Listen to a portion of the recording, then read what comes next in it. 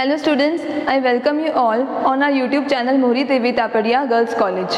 And today we will do the analysis of our second story, and the story's name is The Luncheon. In yesterday's video, we saw the analysis of the story The Umbrella, and today we will do the analysis of our story The Luncheon by William Somerset Maugham. Okay, so let's start. First of all, we will talk about the composition of the story.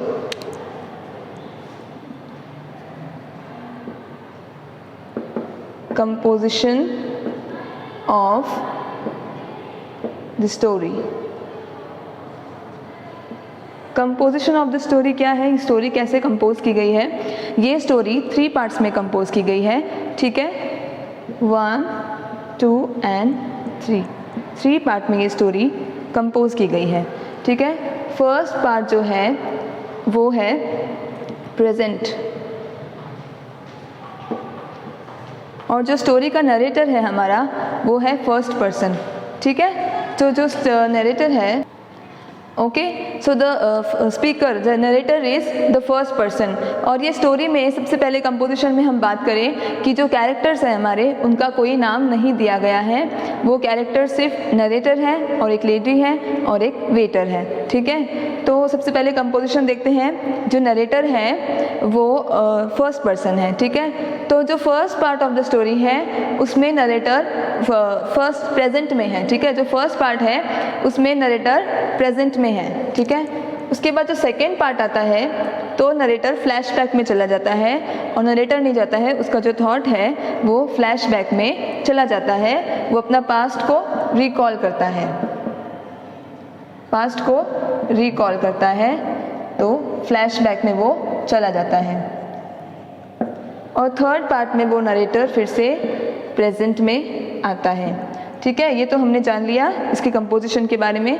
अब हम देख लेते हैं कि इनका composition कैसा है। जो प्रेजेंट में है, जब फर्स्ट हमने स्टोरी में पढ़ा कि जो लेडी है, एक लेडी मिलती है नरेटर को और वो बोलती है कि क्या आपने मुझे पहचाना, तो नरेटर उनको पहचान नहीं पाते हैं पहले तो।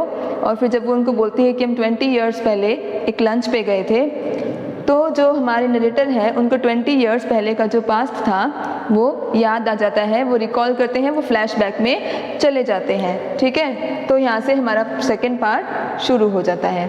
उसके बाद जब वो लंच करते हैं, उनका जो पूरा लंच का एक्सपीरियंस है वो पूरा एक्सपीरियंस आता है हमारे सेकेंड पार्ट में, और ऑलमोस्ट पूरी स्टोरी जो हमारी है वो सेकेंड पार्ट में ही है। तो जो सेकेंड पार्ट स्टोरी का है वो बहुत इम्पॉर्टेंट पार्ट है, क्योंकि जो पूरी स्टोरी है, जो पूरा इंसिडेंट हुआ था, वो पूरी स्टोरी द लंचन, जो मतलब लंच नाम है स्टोरी का, लंच, तो जो लंच का पूरा एक्सपीरियंस था वो सेकेंड पार्ट में ही हमें देखने को मिलता है, ठीक है। और जो थर्ड पार्ट है उसमें क्या होता है, अभी जो नरेटर है वो फ्लैशबैक से जो पास्ट रिकॉल कर रहा था उसका थॉट वापस प्रेजेंट में आ जाता है, और वो उस लेडी को देखता है और वो देखता है कि वो बहुत मोटी हो गई है, ठीक है। तो ये जो 3 पार्ट्स है स्टोरी के, ये है हमारी स्टोरी का कंपोजिशन, ठीक है। उसके बाद हम बात करेंगे स्टोरी के कैरेक्टर्स की।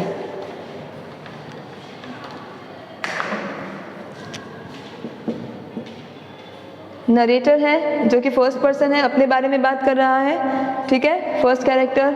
Second character is a lady, ये मैंने आपको पहले भी बताया है, इसलिए बहुत शॉर्ट में समझा देती हूँ। सेकेंड कैरेक्टर जो लेडी है जो लंच पे जाती है अपने ये नरेटर के साथ, ठीक है, ओके।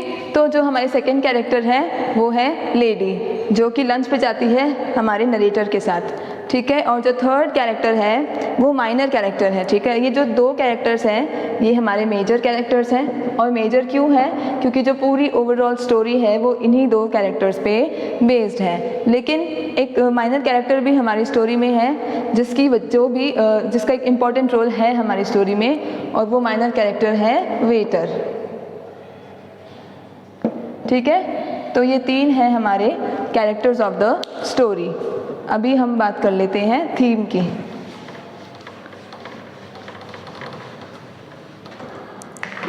थीम हमारी स्टोरी का है अपीयरेंस वर्सेस रियलिटी।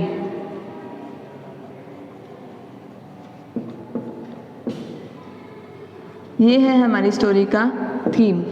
कैसे? क्योंकि जो हमारा ऑथर है वो हमें बताना चाहते हैं कि जो हमें दिखता है वो कभी कभी सही नहीं होता है। जो हम सोचते हैं किसी के बारे में, या जो हमारी धारणा होती है किसी के लिए, जो हमारी थॉट होती है किसी के लिए, जो हमारी थिंकिंग होती है, वो हमेशा वैसी ही हो ज़रूरी नहीं है। जो दिखता है वो रियल में हो, वो रियलिटी हो, ऐसा ज़रूरी नहीं है। और ये ओवरऑल स्टोरी में हमारे जो ऑथर है इन्होंने ये थीम दिखाई है। कैसे? जब सबसे पहले वो लेडी अपने नरेटर को बोलती है कि लंच पे इनवाइट कीजिए मुझे, आप लंच पे, हम लोग लंच पे मिलते हैं। तो जो नरेटर है वो सोचता है कि वो जो लेडी होगी काफ़ी अट्रैक्टिव होगी, काफ़ी विटी होगी, बहुत ज़्यादा, क्योंकि वो उनका जो वर्क्स है उनके बारे में बात करती है, उनको लेटर लिख के देती है कि आपका वर्क मुझे बहुत अच्छा लगा। तो नरेटर का जो इमेजिनेशन होती है, जो एक इमेज बनती है उसकी माइंड में वो लेडी की, वो काफ़ी ज़्यादा अलग होती है उससे जैसा कि वो लेडी रियल में है। ठीक है, क्योंकि वो जो लेडी है वो रियल में बिल्कुल उसकी ऑपोजिट निकलती है। कैसे? जब नरेटर उनको लंच पे लेकर जाते हैं तो जब वो आती है उनसे मिलने तो बिल्कुल भी अट्रैक्टिव नहीं होती है और बहुत ज़्यादा टॉकेटिव होती है, बहुत ज़्यादा विटी भी वो नहीं है, बहुत ज़्यादा बुद्धिमान भी वो नहीं है। और जब वो बार बार, अब सेकंड जो इंस्टेंस है जिसमें हमें देखने को मिलता है कि अपीयरेंस जो है वो वैसी रियलिटी नहीं है। कैसे? कि जब वो जो लेडी है बोलती है कि मैं लंच में मैं कुछ भी नहीं खाऊंगी, ठीक है। लेकिन होता क्या है, वो ओवरऑल स्टोरी में, पूरी स्टोरी में वो कुछ ना कुछ एक्सपेंसिव डिश ऑर्डर करती जाती है और बहुत सारा खा लेती है। तो जैसी वो दिखती है और जैसा वो बोलती है वैसी वो रियल में होती नहीं है, ठीक है। तो ये है हमारी स्टोरी का theme, appearance versus reality. Okay, अब सेकेंड हम बात करते हैं कि हमारी स्टोरी में क्या क्या चीज़ें हैं जो ऑथर ने इसमें इन्फ्यूज़ की है, इसमें डाली है। वो है सबसे पहले आयरनी, ठीक है। आयरॉनिकल स्टोरी है ये। आयरनी हम देखते हैं स्टोरी में कैसे कि जब लंच पे जाते हैं वो लोग, तो वो लेडी बोलती है कि मैं कुछ भी नहीं खाती हूँ लंच में। और सबसे पहले तो जो टाइटल है हमारी स्टोरी का, द लंचन, लंचन का मतलब होता है बहुत एक लाइट लंच, बहुत हल्का खाना। लेकिन जो स्टोरी है वो बिल्कुल ऑपोजिट है। पूरी स्टोरी में हम देखते हैं कि वो जो लेडी आती है मिलने के लिए वो बहुत सारा खाती है, बहुत सारा ऑर्डर कर देती है। तो ये बहुत बड़ी एक आयरनी है कि जैसा वो सोचता है नरेटर वैसा कुछ नहीं होता है। जैसा हमारा टाइटल है स्टोरी का, वैसी स्टोरी बिल्कुल भी नहीं है। दी लंचन मतलब होता है बहुत लाइट लंच, और लेकिन जो आयरनी क्या है कि पूरी स्टोरी में वो खाती जाती है। तो इसीलिए ये है आयरनी, ठीक है। अब थर्ड हम देखते हैं स्टोरी में ह्यूमर। ह्यूमर तो हम बहुत जगह पे देखते हैं कि पूरी स्टोरी ही ह्यूमरस है। पूरी स्टोरी में हमने ह्यूमर देखा। सबसे पहले जब वो मिलती है तो वो बोलता है कि oh did I remember I met, तो मतलब वो बोलता है कि क्या मुझे याद है कि मैं उससे मिला था। वो सरकास्टिक वे में बोलता है, ठीक है। तो वहाँ पे हम ह्यूमर देखते हैं। उसके बाद जब वो लेडी आती है तो वो बोलता है कि वो बहुत बड़े बड़े अपने टीथ शो कर रही थी, बहुत टॉकेटिव थी तो और अट्रैक्टिव नहीं थी, वहाँ पर ह्यूमर दिखता है। वो लेडी को मना नहीं कर पाता है क्योंकि वो यंग होता है, तो वहाँ पर भी ह्यूमर दिखता है, ठीक है। उसके बाद जब वो लेडी है वो एक पर एक महंगी डिश ऑर्डर करती जाती है तो वहाँ पर हमें ह्यूमर दिखता है क्योंकि वो कुछ बोलती कुछ और है और करती कुछ और है। और एक ह्यूमरस चीज़ क्या है हमारी स्टोरी में कि वो जो मटन चॉप, वो बोलता है माई मिजरेबल मटन चॉप, है ना, बोलता है ना स्टोरी में कि मेरा एक बेचारा मटन चॉप। तो वो भी ह्यूमर है कि वो एक ही तो चीज़ मंगाता है और वो भी वो लेडी उसको खाने ठीक से नहीं देती है। बार बार बोलती है आप मटन चॉप मत खाइए, आप इतना हैवी खाना मत खाइए। जाते वक्त भी वो बोलती है कि आपको इतना हैवी खाना नहीं खाना चाहिए। तो पूरी स्टोरी में ह्यूमर हमें देखने को मिलता है, ठीक है। अब बात कर लेते हैं हम दोनों के कैरेक्टर्स के बारे में।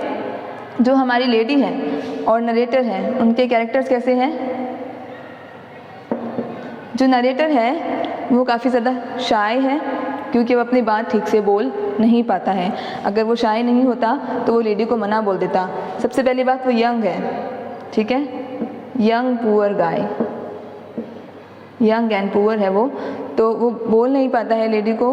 हालांकि उसके पास पैसे नहीं होते हैं, लेकिन क्योंकि वो यंग है, उसकी एज ही ऐसी है कि वो किसी लड़की को मना नहीं कर पाता है, ठीक है। शाय होता है वो, शर्मीला है क्योंकि वो बोल नहीं पाता है, उसको हर बात में ऐसे एम्बैरेसिंग लगता है कि मैं कैसे मना करूँ किसी लेडी को।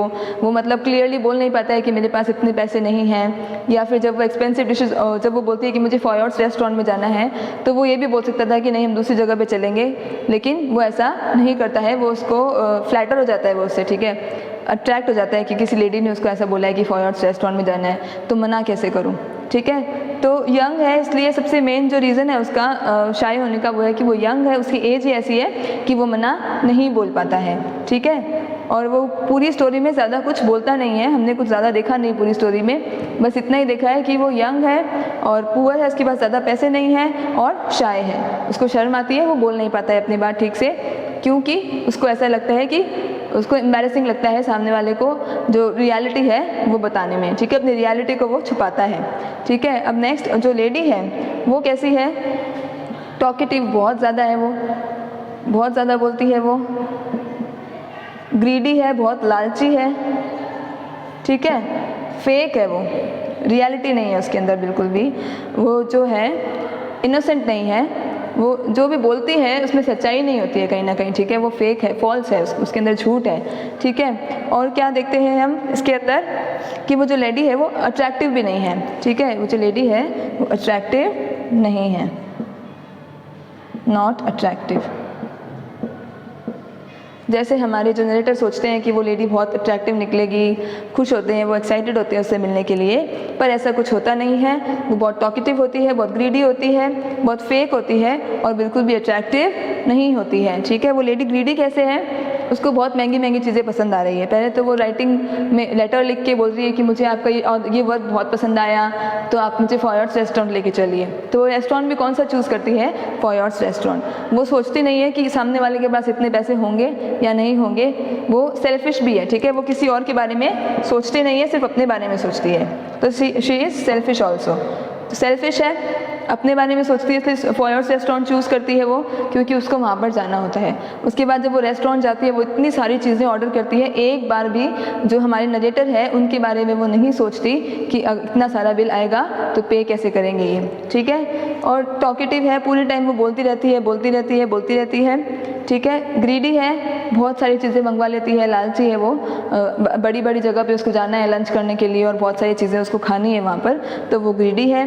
फेक है, वो रियल नहीं है बिल्कुल भी, क्योंकि वो बोलती है कि मैं लंच में कुछ नहीं खाती हूँ और बहुत सारा खा लेती है ना। और बार बार उनको और एक जो मटन चॉप जो हमारे नरेटर मंगाते हैं उसके लिए उनको बार बार बोलती है कि आप मटन चॉप आपको नहीं खाना चाहिए, और वो क्या क्या खाती है, सैमन फिश खाती है, कैवियर खाती है, शैम्पेन खाती है, आइसक्रीम खाती है, कॉफ़ी लेती है, एस्पैरागस खाती है और लास्ट में पीच खाती है ना। इतनी सारी चीज़ें वो खा लेती है और बोलती क्या है स्टार्टिंग में कि मैं लंच में कुछ भी नहीं लेती हूँ। तो वो ग्रीडी है, फेक है, रियल नहीं है वो। बार बार और ये भी हम देखते हैं स्टोरी में कि जितनी बार वेटर आता है उतनी बार वो मना बोलती है। एक बार में तो कभी भी नहीं बोलती है कि मुझे ये चीज़ खानी है, वो बार बार मना बोलती है कि नहीं मुझे ये नहीं खाना, ये तो मैं नहीं खाऊंगी, मुझे भूख नहीं है, या मैं बहुत कम खाती हूँ, आजकल लोग बहुत खाते हैं, मैं तो कुछ नहीं खाती हूँ, ठीक है। और बार बार वो एक्सपेंसिव डिश को ऑर्डर करती जाती है, ठीक है। तो यहाँ पे देखते हैं कि वो सच्ची नहीं है लेडी, फेक, झूठ है उसके अंदर, टॉकेटिव है, ग्रीडी है और अट्रैक्टिव नहीं है और सेल्फिश है, ठीक है।